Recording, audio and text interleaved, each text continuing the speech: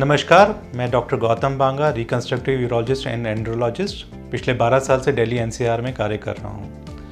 आज हम एक बहुत ही कॉमन टॉपिक के बारे में बात करेंगे, इरेक्टाइल डिसफंक्शन। और ये इम्पॉर्टेंट इसलिए है कि आज मैं जो अपनी क्लिनिक है उसके बारे में हाईलाइट करना चाहूँगा और बताना चाहूँगा कि यूपीएस क्लिनिक क्यों बाकी यूरोलॉजी क्लिनिक से अलग है इरेक्टाइल डिसफंक्शन मैनेजमेंट में। हमारे पास ऑल ओवर इंडिया से और अब्रॉड से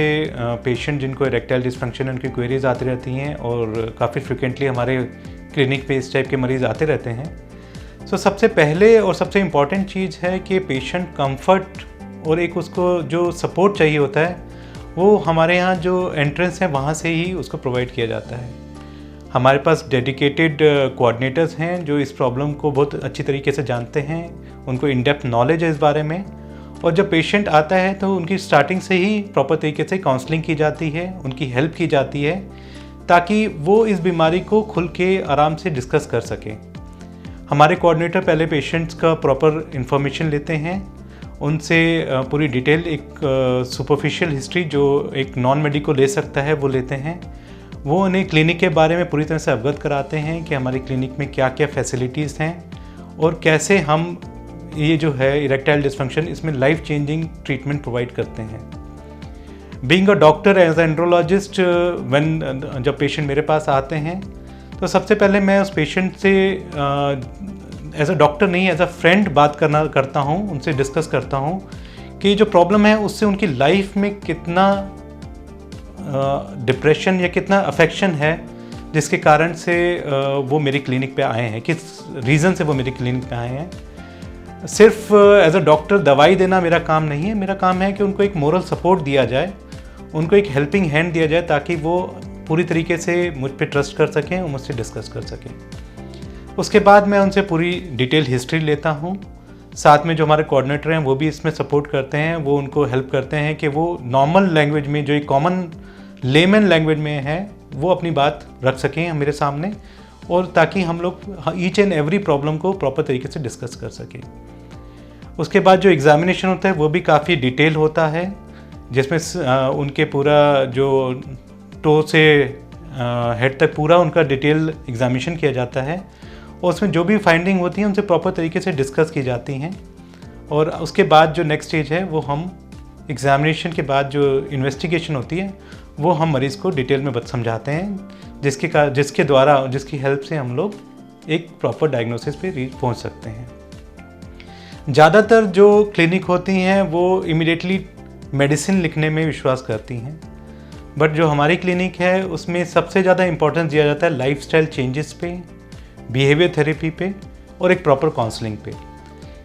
ज़्यादातर जो पेशेंट हैं यंग एज वाले, उनमें इरेक्टाइल डिसफंक्शन एक साइकोजेनिक प्रॉब्लम होता है, एक साइकोलॉजिकल प्रॉब्लम होता है, बशर्ते के ऑर्गेनिक प्रॉब्लम जिसमें ब्लड फ्लो या न्यूरोजेनिक रीज़न रहा है जिसके कारण से इरेक्टाइल डिसफंक्शन हो। एंड ये वो पेशेंट होते हैं जिनमें काउंसलिंग करने की जो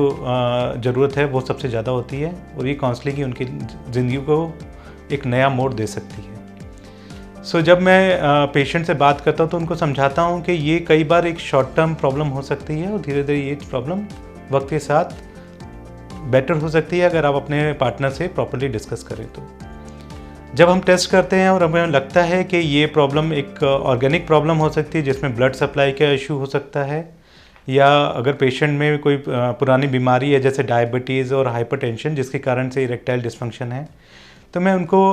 इन कोमॉर्बिडिटीज़ को ट्रीट कराने की सलाह देता हूँ। हमारे पास डेडिकेटेड फिजिशियन है इस चीज़ के लिए, डाइटिशियन है जो उन्हें एक प्रॉपर डाइट देते हैं, और अगर ब्लड प्रेशर और डायबिटीज़ है तो उसकी प्रॉपर ट्रीटमेंट दी जाती है।